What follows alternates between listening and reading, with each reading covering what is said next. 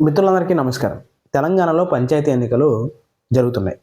So, ఎన్నికలు అనగానే మనం ఏం చూస్తాం? ఓట్లు వేయడము, అదేవిధంగా ఫలితాలు రావడము, గెలిచిన వాళ్ళు, ఓడిపోయినటువంటి వాళ్ళ బాధ ఇవన్నీ చూస్తుంటాం.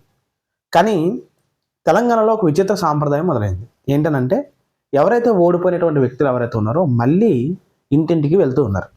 అందరూ కాదు, కొంతమంది వెళ్తూ ఉన్నారు. ఇదేంటి ఓడిపోయిన తర్వాత వెళ్ళడం ఏంటనంటే అందరూ కూడా డబ్బులు ఇచ్చి ఓటు వేయమని కోరుకున్నటువంటి వ్యక్తులు, అంటే ఓటుకి నోటు ఇచ్చినటువంటి వ్యక్తులు. ఓడిపోయేసరికి వీళ్ళందరూ కూడా ఏం చేస్తున్నారంటే ఇంటింటికి వెళ్ళి మా డబ్బులు మాకు తిరిగి ఇచ్చేయండి అని చెప్పి అడుగుతున్నారనమాట.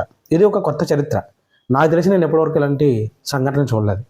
అంటే ఇక్కడ మనం అర్థం చేసుకోవాల్సినటువంటి సీరియస్ ఇష్యూ ఏంటంటే, ఒక మధ్యతరగతి కుటుంబంలో ఉన్నటువంటి వ్యక్తులు సర్పంచ్గా పోటీ చేస్తే ఒక విలేజ్ని అభివృద్ధి చేయొచ్చు అనేటువంటి ఒక లక్ష్యంతో ఆ రోజున పంచాయతీరాజ్ వ్యవస్థను తీసుకొచ్చి, వాళ్ళలో ఉన్నటువంటి రాజకీయ చైతన్యాన్ని తీసుకొచ్చి, వాళ్ళే ఆ యొక్క ప్రాంతాన్ని, ఒక చిన్న ప్రాంతాన్ని అయినా సరే అభివృద్ధి చేసుకునేటువంటి నూతన నాయకత్వాన్ని, గ్రామీణ నాయకత్వాన్ని నిలబెట్టాలి అనేటువంటి ఒక సదుద్దేశంతో తీసుకొచ్చినటువంటి పంచాయతీరాజ్ వ్యవస్థ ఈరోజు ఎలా అయిపోయిందనంటే, ఒక సర్పంచ్గా కొన్ని లక్షల రూపాయలు మనం అప్పు తెచ్చి పోటీ చేసి గెలిస్తే కోట్లాది రూపాయలు సంపాదించుకోవచ్చు, అధికారులతోటి నాయకులతోటి కుమ్మక్కైపోతే మనం సంపాదించుకుని బతకొచ్చు అని చెప్పి లక్షల రూపాయలు అప్పులు చేసి తీసుకొచ్చి ప్రజలకు వచ్చిపెట్టి ఓడిపోయిన తర్వాత తిరిగి వాళ్ళ దగ్గర నుంచి వసూలు చేసుకోవడానికి ప్రయత్నం చేస్తున్నారు. అంటే ఈ వ్యవస్థని ఏ విధంగా తీసుకెళ్లారు ఇప్పుడు దాకా? గత ఈ ఇన్ని సంవత్సరాలుగా ఏం తీసుకెళ్లారంటే, సర్పంచ్గా, ఒక ఎంపీటీసీగా, ఒక జడ్పీటీసీగా, ఒక మున్సిపల్ చైర్పర్సన్గా నువ్వు ఎన్నికైతే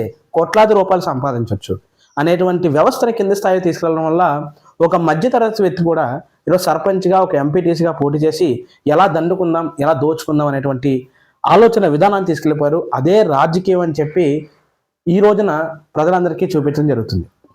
ఇది ఖచ్చితంగా మారాలి. నూతన నాయకత్వం రావాలి.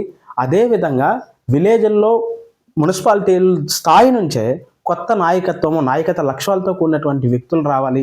తద్వారా గ్రామాల్లో నూతన నాయకత్వం వచ్చి గ్రామాల అభివృద్ధి జరిగి ఆ గ్రామాలు కాస్త దేశ అభివృద్ధిలో భాగమయ్యే విధంగా రాబోయేటువంటి రోజులు ఉండాలని మనస్ఫూర్తిగా ఆశిద్దాం.